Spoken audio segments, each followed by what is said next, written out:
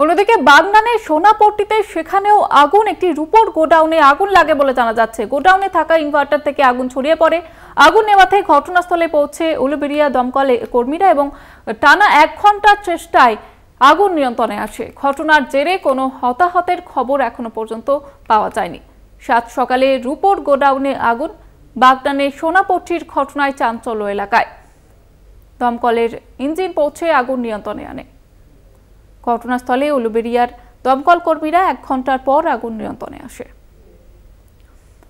বাগনানের সোনাপট্টিতে রূপোর গোডাউনে আগুন লাগার ঘটনায় চাঞ্চল্য এবং একটি ইঞ্জিন পৌঁছে সেখানে আগুন নিয়ন্ত্রণে আনে। ঘটনায় চাঞ্চল্য ছড়িয়েছে এলাকায়। ঘটনাস্থলে উলুবেড়িয়ার দমকল কর্মীরা পৌঁছে আগুন নিয়ন্ত্রণে আনে।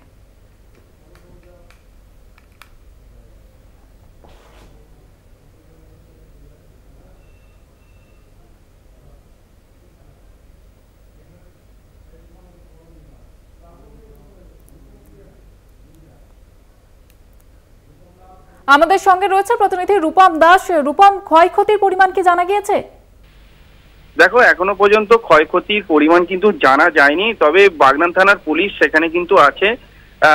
তবে যেটা জানা যায়, আজকে সকাল 6টার সময় যখন সকাল 6টার সময় যখন আগুনটা যখন লাগে, তখন কিন্তু সেখানে কেউ থাকে না। দুটো দোকানের ফোনের মাধ্যমে তারা আসে, তারপরে কিন্তু দমকলকে ফোন করে এবং দুটো দমকলের ইঞ্জিন সেই ঘটনাস্থলে আসে এবং আসার পর কিন্তু এখন কিন্তু আগুন পুরোটাই নিভে গেছে। তবে কতটা ক্ষয়ক্ষতি হয়েছে এখনো পর্যন্ত কিন্তু জানা যায়নি। জ্যোতিকাদি, ধন্যবাদ জানাবো রূপম। আমাদের সঙ্গে ছিলেন প্রতিনিধি রূপম দাস।